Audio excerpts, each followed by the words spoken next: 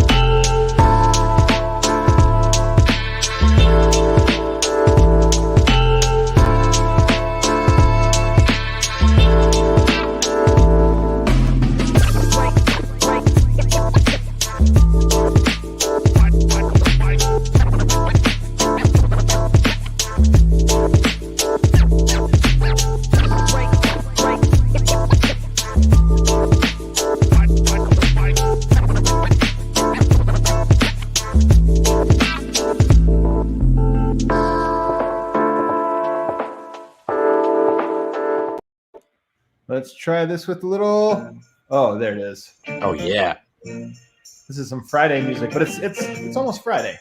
It's also we're dangerously close. Also, Eric's not here, so we can That's see right. the fun music. Vibe out. It's a great song. He's a hater. It's a great jam. He's a hater. It's objectively a great song. What is up, everybody? Welcome to this very late night edition. There it is. Oh, I even have one here. Hey. I've enjoyed these late night ones. We did one the other day. People are tired. They're probably watching from bed. They're in good moods. And the energy's just good. The energy just feels good. Look at my beautiful set. Yeah, I was going to say, dude, you really brought the heat with that tonight. Oh, wow. I didn't even know that my daughter must have put this here for me. Tic Tacs and her backpack. She gets it. She gets the show. She definitely gets the show. Guys, we are going to be miss me with the jam bands. Come on, man. You could use it's late. You know what? I think Nugs N7 maybe need some jam band enhancers. That's what really makes the jam band experience a little bit better. You know. Solace Meds, by the way, guys, right there down Colfax. So today we're going to do a little mailbag. This might be a little bit of a shorter episode. Just Vote and I.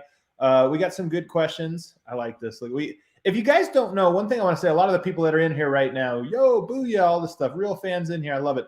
If you guys don't know, we're previewing our player preview series right now. We're premiering them. So we've had Bowl, we've got Austin Rivers, we've got Vlatko Cancar. Tomorrow, I know everybody's favorite, Peter Cordeley. Let's go. Marcus Howard dropping tomorrow. And then, of course, the following week, we start to get to the reserves, the second unit. And then the week after that, we're going to be up there with Jokic, Murray, MPJ, Barton, all those guys. So you're going to want to be checking those out. And, of course, become a DNVR member because we have the bonus cup stuff, always bonus parts of those behind the paywall up at the DNVR.com. Vote. What's up, brother? How's first week for you? First week of preseason? How would you say your personal vibes are with relation to the Nuggets? I thought it was great. I think there's something about the Nuggets this year, just in terms of the early phases, the training camp, the preseason, where it's sort of like, all right, they're beyond that, where, that Yoke missed some, that we're not seeing Murray. It's unfortunate, but these aren't questions the Nuggets are trying to answer that the fan base needs answered. So The Nuggets are in this fun place where this time of year becomes about things like Bones, Bowl, the wild cards up your sleeve. We ride these hype trains at DNVR because it's a luxury to be in that position as a fan to go, all right, there's the real thing happening over here. It's a formidable group. And then there's just the fun kind of fantasy long-term prospects. And so I've enjoyed the latter sort of aspect of this. So you and I both have been here for this whole ride, right from the start, more or less. The start of the Jokic era. And it's been fun watching them. This is the year I feel like this might be the year they've turned the corner into a veteran team. And I know veteran usually sounds like old, but I just mean that this preseason has been the most casual preseason, I feel like, from the Nuggets. Not that they're not taking it seriously or trying to get better, but it's just the most like, hey, Jokic isn't going to come. That's fine. Barton's, we're going to rest him a little bit. We're going to play some of these other guys a lot of minutes. There doesn't seem to be a sense of urgency. And I think that has more to do with Malone knows he's got grown-ups now. Yep. Largely, he's got grown-ups. To the point where maybe a larger priority is, hey, everyone stay healthy. Let's get out there, have some fun, get the juices flowing. But more important is that long-term health. you're right. I mean, the young core, the immediate core, young they may be, but how many playoff series, how many game sevens, playoff games do they have? Solace Meds testimonials here. This is an experienced group. And then you start to think, we touched on this a bit in the player previews today. Those will air next week, but you start to think about the way some of these things are changing, that it's Paul Millsap and now Jeff Green and the Jermichael Greens of the, these more experienced veterans coming in, and it's a more no nonsense. Everyone knows what they're doing. There's a very professional air, vibe in the air of Denver right now. We say all of that now. I mean, it just seems that way. But sure. What I'm excited for tomorrow? I'm going to be down at Ball Arena for the first time in 2 years. That's great. Because even last year we were sending Harrison for the most. Did you go to any games last year? I did. I went to a handful. Yeah. Yeah, you went to a handful of them. So you were there, but I didn't. So tomorrow I'll be down at Ball Arena. I'll be on the post-game show. I'll be back in time for that, I believe, but I'll be down there for the first parts of it and get to cover the game and see everybody. And I'm just excited for that. It's been so long. Dude, I'm excited. So pretty cool. Do we still get the food? Do you know? Do they still get the food? We do. Did you get the email today? Look, I don't know if we want to pull the curtain back. All right, maybe we don't. Look, this may be a couple of tier 1 access media members chopping it up here. That's all I'm saying. All right, let's get into the meat of the show here today. Let me play our graph.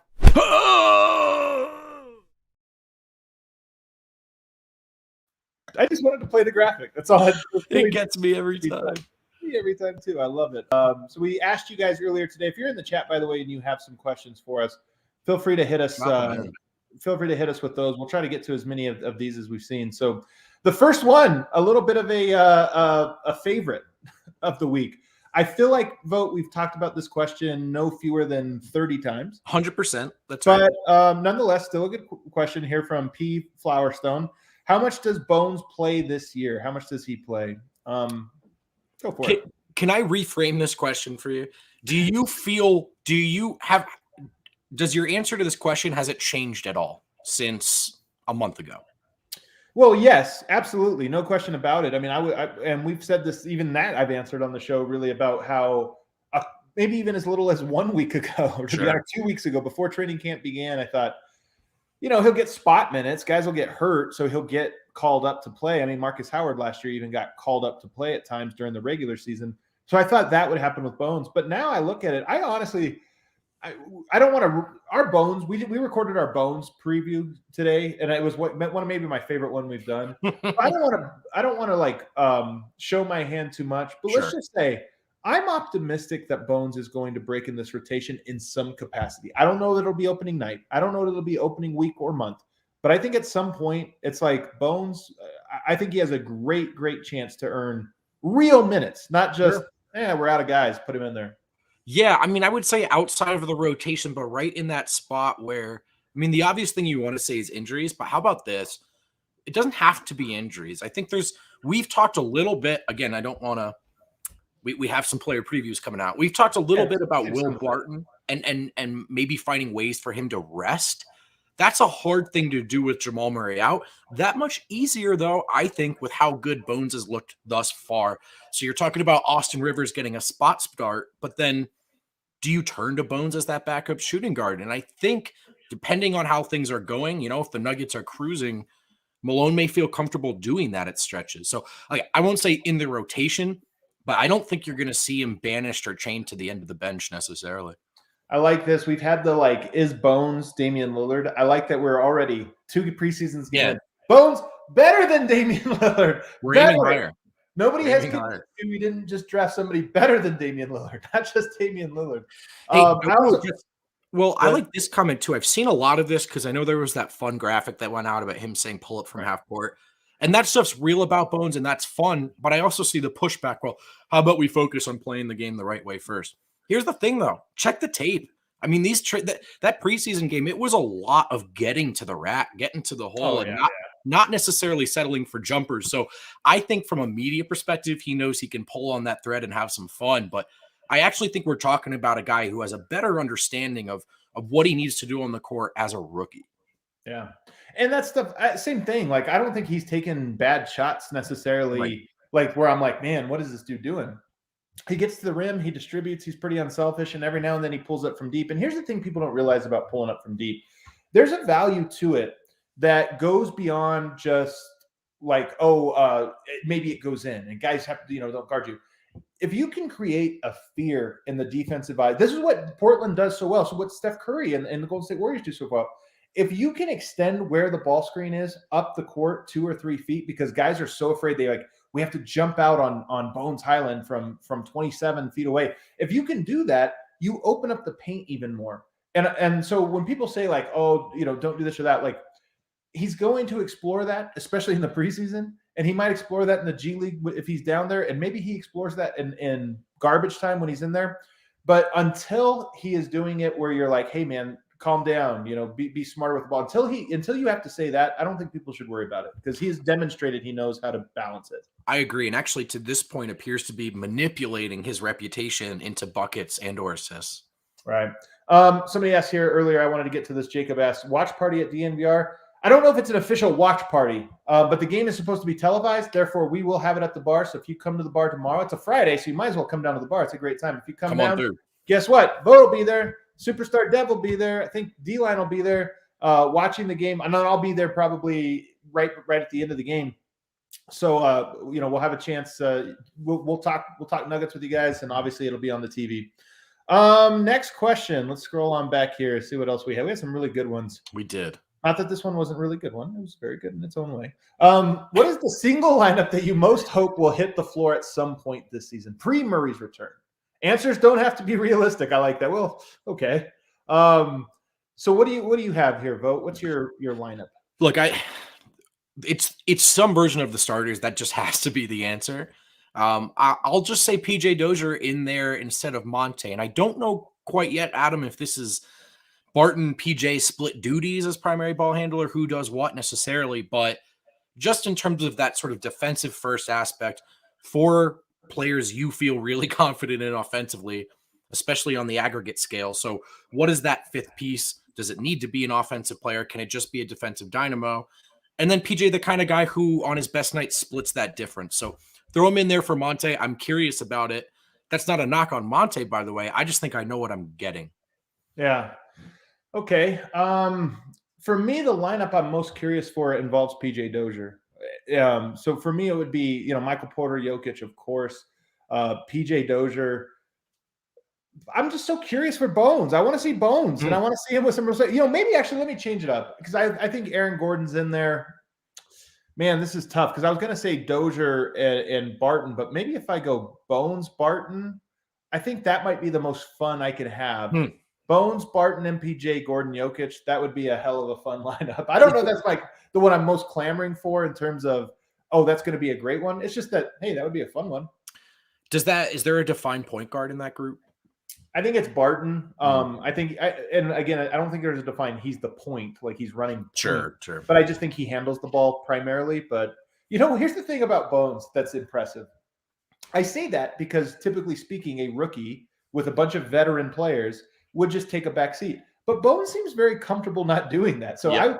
I wouldn't be surprised if you put him out there. Again, Barton, Michael Porter, Aaron Gordon, and Jokic. If you put him out there, I wouldn't be surprised if he just felt confident doing things, not in a selfish way, but just as in a, hey, guys, just act like I'm Jamal. It's cool. Let's just play normal. I also keep finding myself chuckling at how many of my answers to these questions involve Jeff Green. I kind of want to see Jeff Green and Jokic on the court together, right? In some capacity. By that. I know, it's not like the most exciting answer, but Jeff Green's a really quality player. And so it's not just these hockey rotation, full bench group in, can he help them?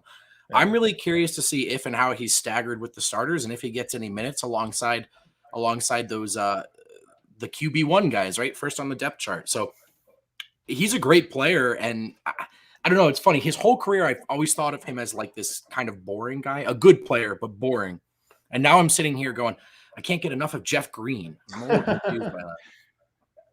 I'm so curious to get to know Jeff Green. This is one of the fun things about a new season like this. Last year was JaMychal Green, whose game you were familiar with a little bit, but you really got to know him now. Right. I'm excited to really get to know Jeff Green's game and all the little subtleties that he brings. Scott Carpenter had a question here.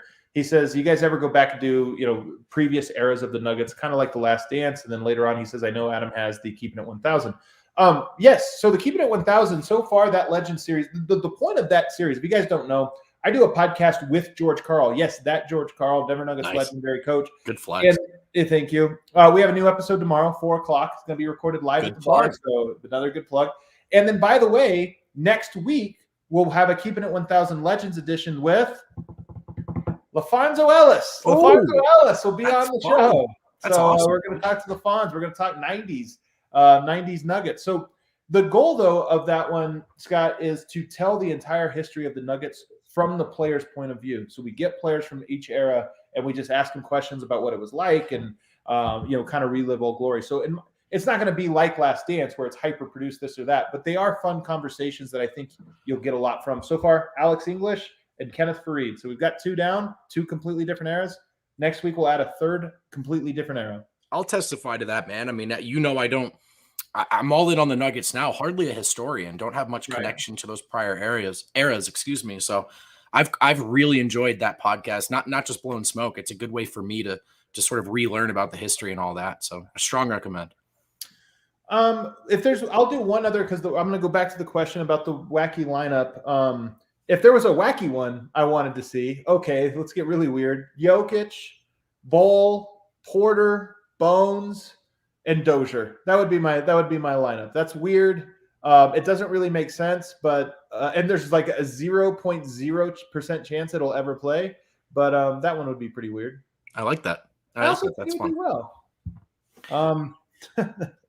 Let's go to Noah Tucker here. Our guy Noah Tucker, a tall fellow. Please make a case for Jokic to make the NBA 75th anniversary 75 greatest players of all time, and how many Nuggets will be on the NBA's 100 greatest players list. The second part is too difficult. I mean, you got to really look back.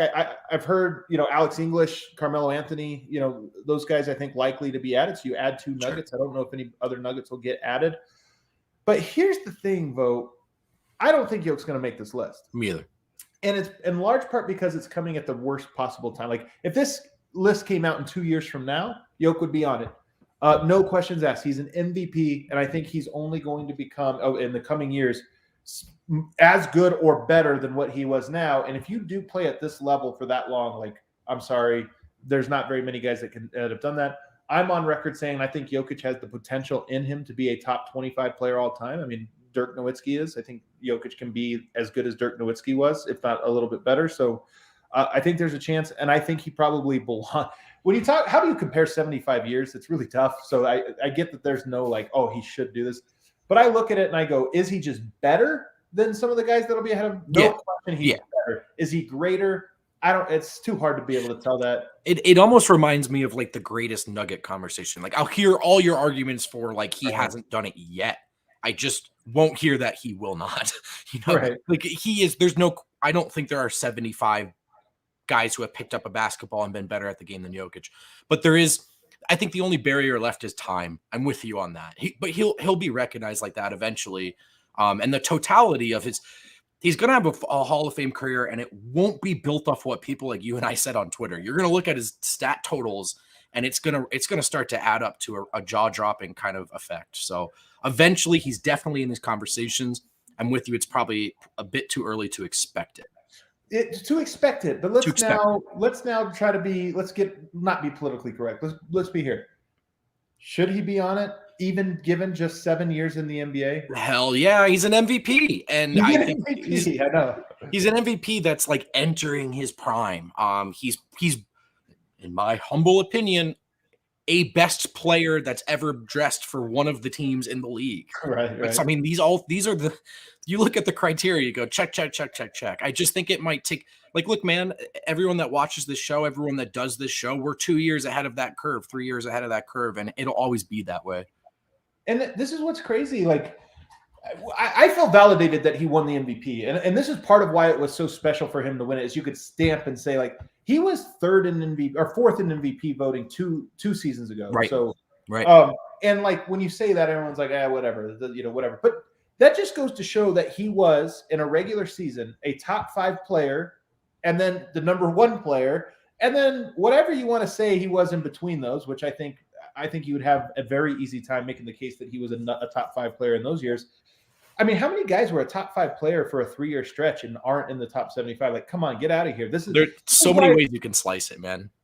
And this is why when you're like, we have to give it time, I'm like, Not really. If he retired tomorrow, he's one of the 75 best players, in my opinion. But you and I can make that case. It's just, do you expect these people to make that case? These people being whomever it is that makes these lists. I know better by now than to think, oh, it's a shoo-in. But of course, man, of course. I mean, look, he's gonna go down as one of the. Let's get Andy Bailey back on the show if you want a hype cast. But like, what, one of the 6, 7, 8 best centers to ever play? And I actually think once I get to 8, I may be being a little generous. So I don't know. I think. I think when it's all said and done, he's a no doubter for all these conversations. People will eventually remember Jokic as one of the best to ever do it, whether there's reluctance in the meantime or not. It's funny, man. Like, would you rather have, and Alex English was a great player, but would you rather have Alex English's, entire career or Jokic's 7 years? And I'm just like, I'm sorry. Like, Alex English was a really good player. He was never like in the conversation for the best player in the league. Like, that was just never close to a conversation. Jokic right now, you can have that conversation, and people will say, "Oh, he's 5th or whatever." But it's like, I'm sorry. On any given night, Jokic can be the best player on a court against anybody. Giannis, we've seen him against Giannis, fastest triple-double of all time. Yeah, like, we've seen him. LeBron, we've seen him put up historic numbers against the best, quote unquote, best players of this generation, and he has gone into games in even series and been the best player on the court. Well, you just think of how the dialogues moved, the goalposts have moved, and now it's okay, fine, maybe he's not the best. He's up there with KD and Giannis, but you were arguing with me about Kristaps Porzingis not that long ago, so I'm going to get all fired up, but I agree with you. We're mad online, Ray. That's why he said, "Hey, what's up, guys?" That's right. It's a fundamental part of our brand, and you can't take it from us. Let's take a break here. Vote gets to do ad reads. On the other side, though, more questions coming up. Oh, my God. At least it's not Eric. I'm ready. I don't even need you for this one. So Ball has been practicing diversity and inclusion for years, while other major companies just talked about it as workplace idealism. That's pretty wild, Brennan. What do you mean? Can you elaborate? Well, their culture of belonging has been noticed by the Human Rights Campaign. They have a corporate equality index score of 100%. So objectively, your background, whatever that may be, will not prevent you from succeeding there. That's pretty crazy, Brendan. Are you just telling me that it's just your hard work and commitment that matters at Ball? That's right, Brendan. Inspiring, isn't it? You're free to be your authentic self. Once you work at Ball, there are lots of groups to join to represent your unique background. If you want to meet people, reach new career heights, get support, Ball supports groups like the Society of Women Engineers, for example, and many others. That's crazy, Brendan. I'm just trying to get my head around this. Are you telling me that you can lead in your own space and become unstoppable? That's right, Brendan. Right now, they're looking for mechanical skills to help them.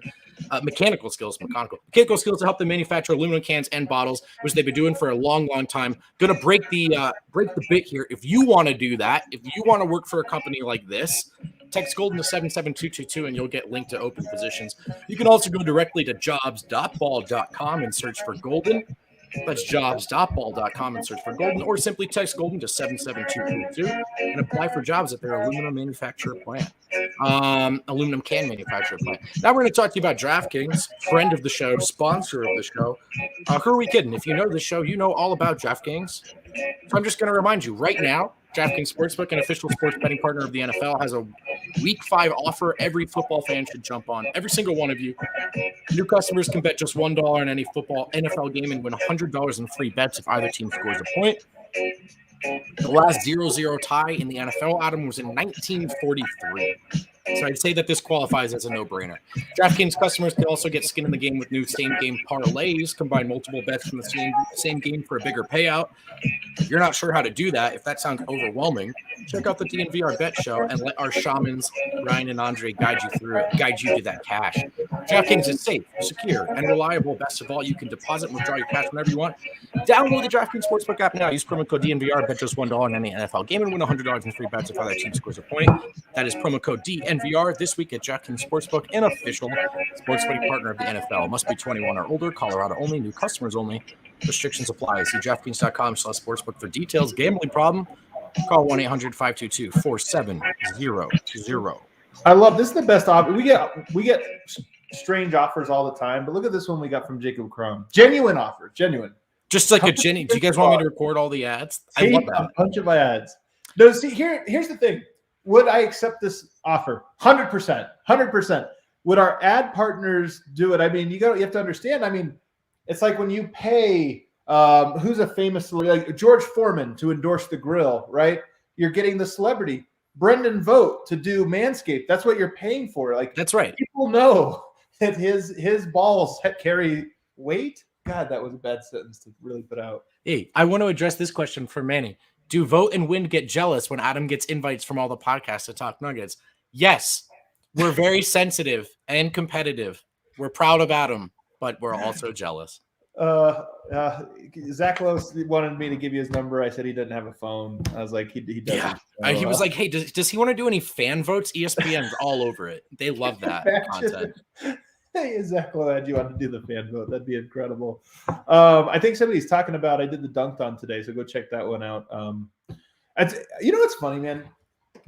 Nate Duncan, because he's a friend of mine. Like, all these guys have like online personas, and then you like know them in real life, you know, sure. Whatever. As this is, by the way, is the case with everything. Like, everybody online is just slightly different with what they are like if you get to know them as people. Because I'm not on Twitter like 24/7. I'm definitely not on the timeline. Like, I read my mentions more than I'll read like the time, or I'll search for something. But sure, I didn't realize how much Nuggets fans hate Nate Duncan. Apparently, he's a Nuggets hater. He kind of is. He kind of is, man. I mean, I don't get too wrapped up to it in it because I also know I've done this long enough now that whether you're on the national or the local side of this, the easiest thing in the world is to dig into your side and go, these other guys don't get it. They don't get it at all. I couldn't do Nate Duncan's job. I'm sure it's coming from a place of, in his mind, objective analysis. Yeah. That said, I do have him in the Nuggets hater category. I do. Is Eric different from how he is online? No. He's the one guy that's not at all. He might be turned up a little offline. He might be more Eric. Well, Eric was supposed to be on the show today, but he is definitely too drunk at the moment to do the show. I'm told, live from the DNVR bar, having too much of a good time. Well, did you know? So Eric and Kale do BLT club at the bar, and for the longest time, I earnestly, sincerely thought that they were eating BLTs together. No way. Nope, it's Bud Light Towers, so that explains a lot. Explains a lot. Wow, incredible towers. All right, let's bring this one on here. AI, that's Allen Iverson for you, Vote, if you don't know. AI want to work for Sixers. Who current Nuggets will want to work on the team someday after they're playing basketball? So this is a good one. Like, Allen Iverson is obviously Mr. Sixer, right? Actually, when I say 76ers, who do you think? Who's the first guy you think of? I think of Allen Iverson.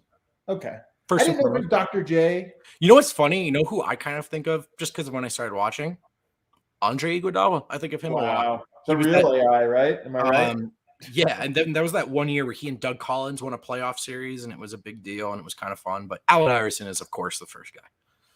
So Allen Iverson wants to be in the front office. First of all, I love Allen Iverson. Like, Allen Iverson is not my type of player. He is the opposite of my type of player. But he is my type. But he is my type of personality. He is, as they say, a real one, and he is just like, I've mentioned it on the show before, but he just has a whole other level of fame to him, where it's just like he has an aura about him that he carries. I love that he embraces players today. Like, I think he's not going to be one of these guys that thinks everybody sucks. I don't think he'd be a good GM, man. I don't know that he'd be a good coach, GM. I don't know what role Iverson should take with the 76ers. I like the idea of him being a part of it. I just don't know what that would be. I think, who knows if I'm right? It's easier for me to see players as coaches than GMs more often than not. And that's not like that players can't see it. I actually just think these are anecdotal examples, but some of these guys are just too close to it. Like, if you listen to Kevin Durant talk, his favorite players in the league are the guys where they were going mano-a-mano in a big game. And he's like, we couldn't stop that guy. And I'm not saying that's every player, though. That's almost every player. And that's my point, right? Yeah. And even some of these coaches, right? Like, is it Doc Rivers? There's a lot of guys with reputations where, like, they killed us in a playoff series last year. Like, I want that guy on my team, these coach GMs. So sometimes I think it can be a little bit of a too close to it deal. And I would guess that AI is like, that guy crossed me up pretty bad. That guy's hard to guard one-on-one. I want him, you know? he's got Jamal Crawford and Kyrie Irving. 100%. Just nothing but Hooper, straight Hooper. He'd be the ultimate Hooper. Just squad. The Brooklyn Nets. The Brooklyn Nets. Well, it would win then. What Nugget would you want to come work for the organization? I mean, the answer is Chauncey Billups, and that's kind of a difficult answer at the moment. Yeah. You know, with him being in Portland, and two, with with him getting hired and it becoming a storyline that his case from 25 years ago. So it's tough, but I mean, that's my answer. Like Chauncey, Sure. I've told the story before. I used to play. You're gonna laugh at this flex because I hardly ever bring up the old basketball playing days. I played for the same coach growing up. I played in the same gym, and played in the same pro-am against Chauncey. So like to me, I know Chauncey from going way back, and he is Colorado basketball. Like he is the king of Colorado basketball. Sure. So to me, there's no question that would be the guy. And I wish it worked out. I don't know.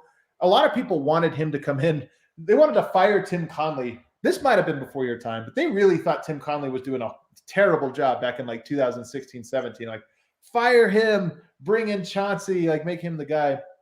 It never lined up because Tim Conley's great and hopefully here for a long time. Michael Malone's great, hopefully here for a long time. I don't know that Chauncey's a guy that could come in and be under either of those guys. Like, is it an assistant or is it? He also seems to want to take the whole challenge on. I think of Mike Miller. I don't know if it's coaching or front office capacity.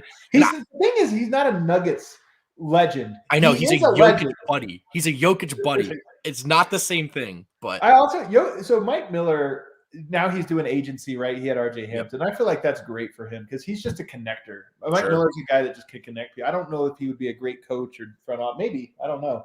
There was, I mean, you remember Brett Barrett, who this was sort of his thing. He was an agent for a while, and then he became the Nuggets' version basically of Worldwide West or, so Mike Miller maybe could be that guy. I could see him and Josh Kroenke go back. I think him and Josh Kroenke played basketball together they were on the same AAU team, I believe. Don't quote me on that. So I could see Mike Miller one day being part of KSE, like as Josh Kroenke's right hand, Josh Kroenke's Brett Barrett, maybe, but that's about it. All right, that was a good question. I like that one. Let me see what else we got here. The hypometer. Oh wow! So we got to pull up the draft. So let me pull this one on screen here. Hypometer to date. How many players selected before number 26 in the last draft? Hang on a second. Would you rather have than Bones? Yeah, I got to do this. All right, NBA draft 2021. I love that we're doing this now before any of these guys have played a single game. That's right. No. We've seen what we need to see. We've seen what we need to see. So I'm actually going to share another screen here. Let me see how I do that. Do I know how to do that? Let me see. I'm going to share the tab that has the entire draft so we can kind of go through it. Will you count these out for me as we go? Yeah. All right. Cade Cunningham, I would take over Bones Hyland. Same goes for Jalen Green, Evan Mobley. I don't know Scotty Barnes' game well enough. He's like one of those guys I didn't really scout that hard, so I know what you mean, but I'm going to he was a consensus lottery pick. It's, put in my head. I mean, that doesn't mean anything. Like, okay, but sure. I'll assume. I don't know anything about him to no indications he's a bust thus far. Correct. Jalen Suggs, Josh Giddey, Jonathan Kuminga. I mean, here's where you just get, like, it sounds weird to say, but, like, I don't love Kuminga. I was going to say, is 7-8-9 too early to get in there? Franz Wagner, like, okay, here's the thing. He's a good player. Is he a star? Franz Wagner is like, okay, that's a good, solid player, but he's not a star. Sure. That's not his ceiling, right? Yeah. And Bones Hyland, I'm like, man, this guy could, I don't know. Davion Mitchell, no question. My favorite player in this entire draft, Davion Mitchell. Like, that guy's a freaking beast. Definitely would take him. Zaire Williams, okay. Book Knight, Josh Primo. Like, now we're just getting into the guys that I'm like, man, I don't know, man. Yeah. I mean, at this point, you're starting talking about, all right, fit, opportunity, whatever. But this territory, like, none of this is blasphemous to me. None of it. And, like, Chris Duarte, who I understand, like, the draft community and the Nuggets draft community, way higher on him than we were on this show and his fit in Denver and all that. All that said, man, I think he's maybe the second most ready to go prospect in this entire draft, Duarte. But then you just think about what he caps out, what he maxes out at. And look, if you told me 5 years from now, like, not in Denver, just in a blank slate, like Bones was a starting point guard or shooting guard for someone, I'm like, yeah, man, I see that. I really do. The only guy I feel somewhat confident right now saying, I mean, like Franz Wagner and Zaire Williams, maybe a little bit. And then, I mean, like, honestly, here's the thing about this draft. I really like it. Even Chris Duarte, who I think is a really great player. Again, he's not a star. He's a really good role player. And with Bones, I just never thought he was a star at 26. I was like, okay, what is he? Sure. He's a good player. Right. But now I look at him, I'm like, hey, he at least has star upside. And when you're at the draft, that's what matters the most. Like Chris Duarte, there's a good chance he's on 3 different teams in 5 years. Just right, exactly. He's good, but he's a piece that gets traded, that type of guy. So I don't know. Then you get into here. This is a really good draft. I love Trey Murphy. I think this draft's great. I also think this comment from Manny is a good point. My only pushback is like, it's not a draft night. Oh, they took him. Let's go. It's that he looked really good since then. Now I'll temper that. It's preseason, training camp, all those things. But all indications to this point are that like, hey, this guy can hang. He belongs. And here's the deal.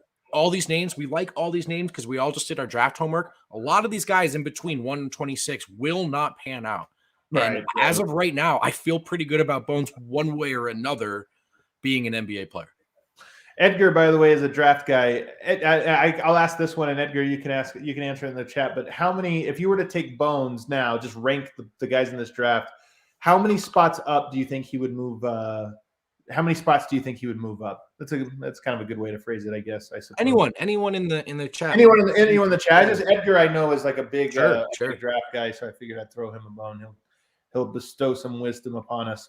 All right, let's go to the next question here. What do we have?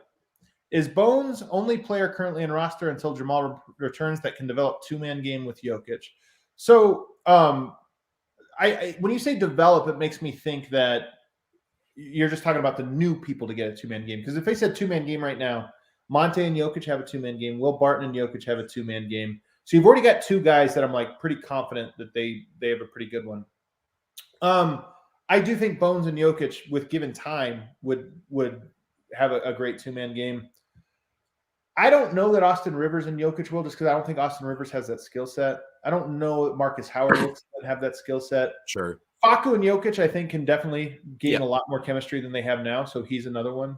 It's something short of 2-man, I think, because half of that equation isn't really much of a threat to score, but that those two can create offense between themselves. I think Facu can. You got to put Barton in there. Monte's in there. Jamal's in there, of course. So Dozier, like when you say 2-man game, it's not an unstoppable. A lot of these, like Facu and Dozier, it's not an unstoppable 2-man game, but can it be a very good one over the course of 82 games? Yes. Agreed. So I find myself thinking about this. I'm just thinking about this comment in general, which is like what our role is in this. I think Bones is going to do what Bones is going to do, like whether we hype him up or not.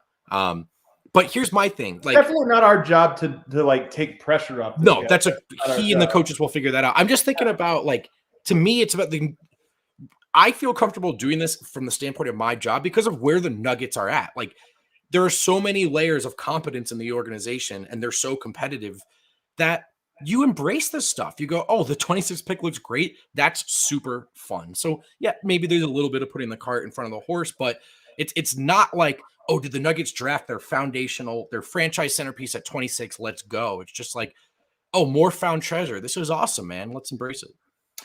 No question. Like, realistically, what could Bones be? He's not going to be a top 1 player, 2 player, 3 player, 4 player, 5 player. Can he be a top 6? Probably not. I think best case scenario, like absolute top end, 99.9th percentile outcome, he's the 7th best player on the Nuggets this year. The most likely outcome is that he's the 10th or 11th best player on the roster this year. So that's the realistic thing. But here's the thing. We thought that he was like, this year was just a G League and like nothing, this or that. And he's a little bit better than that. So then you start to look at the upside of him and say, okay, his upside is kind of exciting. As far off as it may be, or as unlikely that it is that he hits that, it's still more exciting than what we thought it was maybe 2 weeks ago, certainly 3 months ago when the draft happened before Summer League. At a certain point, you celebrate that the front office can just keep doing this, you just have to. Right. It's great. Right.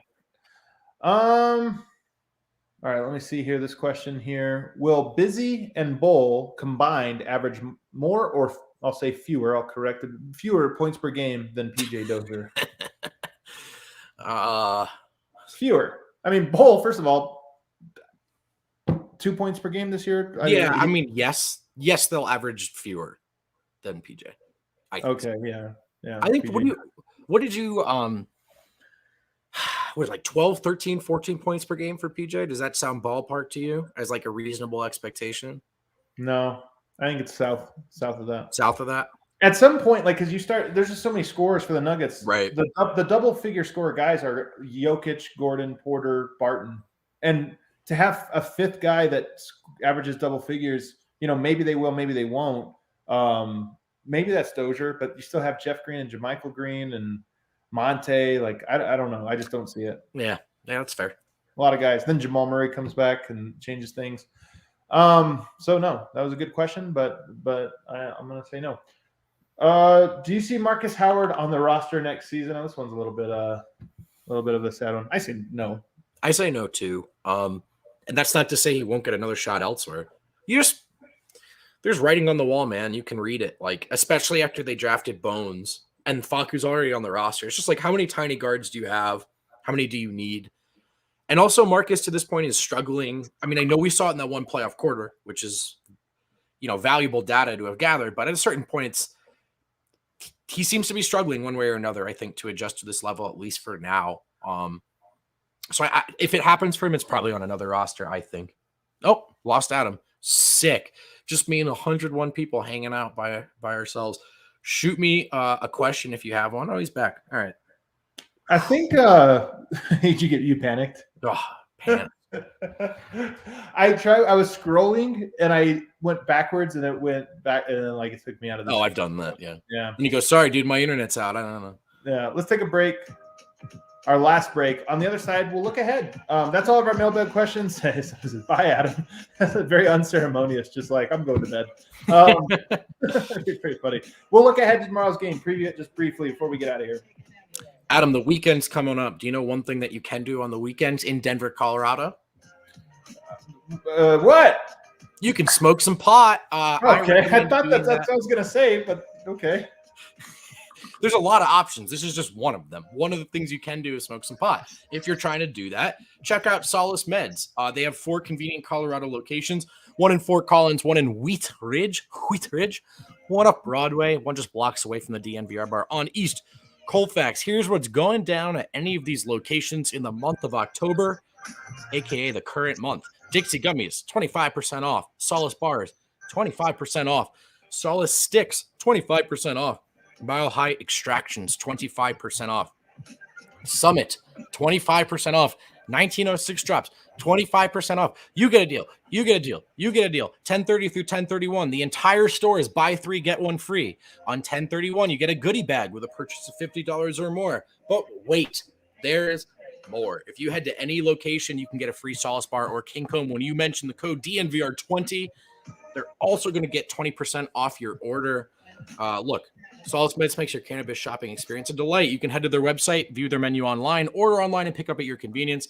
Just head to solacemeds.com and purchase from there. Crush that, Reed. Forgot about the next 2. What's next? We have Chevalier Mortgage. Oh, yeah. Chevalier Mortgage's ultimate goal is to take the stress out of buying. Hey, to tell you guys about Mike and Virginia Chevalier, Please. they're like for real like Denver sports people, but also DNVR people. We just did our Trey McBride, who's one of our NIL name, image, likeness athletes for CSU. They were up at the signing with them, like participating in that event. Like they're for real. Oh yeah. DNVR bar, like pounding the table type homies. So they're really cool people outside of being great at their job. All right. Well, you threw me out of that read rhythm for sure. So thanks. Call Virginia directly at 303-257-6578 or visit www.dnvrmortgage.com. You can also call Mike directly at 970-412-2472. Here's the deal. You're refi too right now. The rates are ridiculous. It's basically free money right now if you're in the market for refi.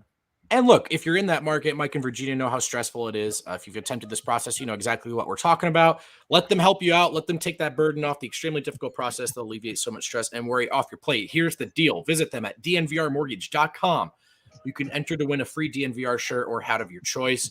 When you do, most importantly, get set up with a free consultation to discuss all your options at dnvrmortgage.com. Michael Chevalier, NMLS number 1931006. Virginia Chevalier, NMLS number 1910631. Adam, look at these testimonials. Incredible. I love it, man. This stuff makes me so happy. You know this, man. Few things make me happier than when I hear about people that purchased a home or, that went through that process, just because I know what a moneymaker it can be. Oh my God. You guys, look what just happened. Hold on. Whoa. I'm completely fine. As long as I don't have to stand up and show the bottom half, I'm ready to go. I'm ready to go. 45 minutes late, not wearing any pants. I'm so ready for this. He is locked in. Oh wow. All right, Denville, you got here just in time for me to make beef business your business, because we're in business with the best in the beef business. I'm talking about Hassel Cattle Company. I'm talking about that blue collar beef, baby. Here's the deal. If you're trying to get some of that in your system, come to the DNVR bar. You order one of those burgers from that revamped menu. You're getting that delicious Wagyu goodness. Here's the other deal. You don't have to do that from us. You can let us help you get that Hassel Cattle Company through your front door into your kitchen. Hassel is hooking you up with 10% off your entire purchase. Not just once, not just twice, but every single time that you check out and you use the code DNVR10. There's 10% off. Hassel Cattle Company. We're begging you to try this out because we know that you're going to love it. Use this promo code, guys. Use this promo code. I'm serious. You go to Hassel Cattle Company and use this promo. Check it out. We want to keep up as partners. I love Hassel Cattle Company. All right, we're done, baby. We're back. All right, we back. Okay, Dev. So we just did a mailbag. We're going to preview the game, but first I want to get your take on this. Should Jokic? The NBA is going to announce the 75 best players over the last 75 years of the NBA, because the NBA is 75 years old this season. Carmelo's, I think, will be on the list. Alex English will be on the list. Jokic is the best Nugget of all time. Shouldn't he be on the list? I mean, he's better than Melo and he's better than Alex English. So, I mean, it makes sense for him to be there. Also, he's an MVP. Like, right. you have to throw him in there. He's an MVP. Like, every single one of them for the last 75 years have to be on the list. And there's been like 7 because LeBron James has it all. So, I'm with you. Do you think he will be on the list? I do think he'll be on the list. I think he's going to be lower than what people want him to be, and there's going to be arguments. I don't care what number he is. He could be 75. Exactly. I do think he'll make the list, though. I think Dev's right, man. As we were talking about it, it's the MVP point. How many MVPs have there been? They all got to be on that list, man. They just do. Yeah. I don't know that I don't think he's going to make the list. But this one will kind of make me mad because that 50 best at 50. That list was like a big deal. It had legs. It becomes almost in some ways a part of the history of the NBA. Like that it becomes canon, right? They made that list and it's like, well, those guys all get elevated. If Yoke's not, I'll just be like, man, what the heck, man? This is we have to wait another 25 years before, and it's just a bummer. So I don't know. Dev, tomorrow night, Nuggets at Ball Arena taking on Minnesota. I talked to Dane Moore, another podcast I did this week. I talked to Dane Moore, who covers the Timberwolves, and he said that they are going to take this game very seriously. What are you looking for? I know, it's cracks me up. I'm like, what? All jokes aside, I don't think he's trolling in any sense. I really do think that they're going to take it so serious, to the point that I don't think the Nuggets are going to take it serious. Like even Malone, I think that he's just going to get his guys in for a small amount of time. And it's going to be more so of the mindset that we're over you guys. Like you guys used to be there. We used to have a rivalry. You guys aren't on our level anymore, type of thing. But I really do. I see Karl Anthony Towns going all out, probably play 25, 30 minutes. I see all of the starters playing and whatnot. But that's just, it's awkward. It's preseason. Get your reps in, get your young guys some time, and then go on. But I mean, it goes to show you that there's 2 different teams on the trajectory is just not the same. I never vote. Correct me if I'm wrong. I never hear Malone talk about Chris Finch. You know what I mean? I never hear him be like that's part of his. In fact, I think it might be the first branch on his coaching tree. I think that's the first assistant that became a head coach. So do you think that there's anything with Malone? And I'm not trying to say, he doesn't like him, this or that. I'll probably ask him about this tomorrow. Just, hey, that's a first branch on your coaching tree. Sure. Do you think there's something to Chris Finch gets a lot of credit from guys like us for the Nuggets offense. Do you think there's ever a little bit of I'll show him? Maybe. Here's the thing. Malone doesn't have to anymore, right? Like one guy moved on. You're doing a great job in Minnesota, still losing a lot of games. In the meantime, trying to win some titles over here. So I would think Malone doesn't have to feel that way. Don't know if he does. I do think that's an interesting point, though. Like we've heard him shout out some of these guys on his bench trying to get them jobs as of late. And maybe I'm wrong, man, but I just don't remember the same concerted effort for Chris Finch. Right. But I don't think there's any animosity. What do I know about here's why I read into it. I just wonder why a guy would leave Denver for New Orleans. You know what I mean? Like there's only a few places that are lower on the totem pole than Denver. New Orleans, one of them. So I always wondered, like, that's a little bit strange. But we'll find out. Minnesota, by the way, guys, they might be the team I'm highest on. Am I just an idiot? Wait. Explain.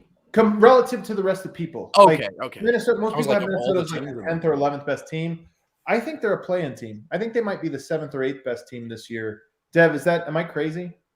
I think so, like insane sequence type things. Like we haven't seen anything close to that. Like they do have some pretty good pieces and whatnot, but they have not been a decent team in so long. And the West is like getting back like stronger.